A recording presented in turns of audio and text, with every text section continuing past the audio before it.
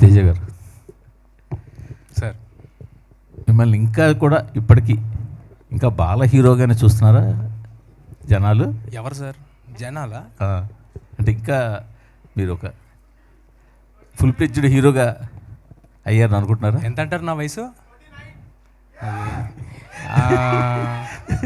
Actually చూస్తే మంచిదే కదా సార్, వాళ్ళకి నా మీద ప్రేమ ఉంటుంది, వాళ్ళ ఇంట్లో పిల్లవాడు అనుకుంటారు, చూస్తే మంచిది కదా. ఓకే, భలేవరే చెప్పండి సార్. అంటే అంటే ఈ సినిమాలో క్యాన్వాస్ చూస్తే చాలా పెద్ద క్యాన్వాస్ ఉంది. అవును సార్. ఆ క్యాన్వాస్లో మిమ్మల్ని చూస్తే మాత్రం కొంచెం మీ లెవెల్కి దాటిన క్యాన్వాస్ అనిపించడం ఏమైనా ఉందంటారా? నేను చెప్తా, మరి మీరేమనుకోకూడదు. ఓకే, అంటే సార్ ఎవరైనా దీన్ని మరోలాగా అనుకోకండి, నేను చాలా విత్ అల్టిమేట్ ఒబీడియన్స్తో చెప్తున్నా. ఎవరైనా సెకండ్ జనరేషన్ యాక్టర్స్ కానీ ఎవరైనా అలాగే ఎవరైనా వచ్చారనుకోండి సార్, వాళ్ళ ఫస్ట్ సినిమాలకి ఇంతకంటే పెద్ద సినిమాలు చేశారనుకోండి, మీరు ఎవరు ఈ క్వశ్చన్ అడగట్లా.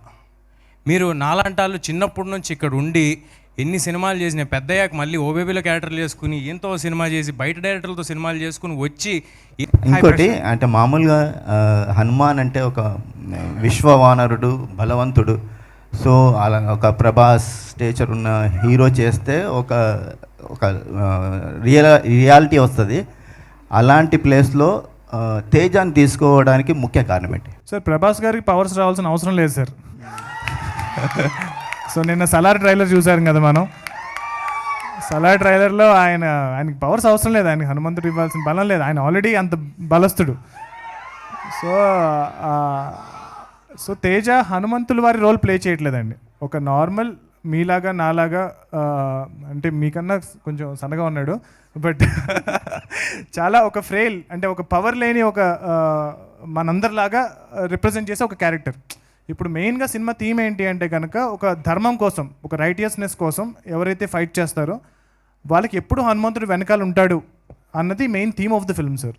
సో అలా తేజ వెనక ఎలా హనుమంతుడు ఉన్నారు, సో మీరు కూడా అందరూ ఆడియన్స్ ఎలాగైతే ధర్మం కోసం ఫైట్ చేస్తే మీ వెనకాల కూడా హనుమంతుడు ఉంటారు అన్నది మెయిన్ సినిమా థీమ్ సార్.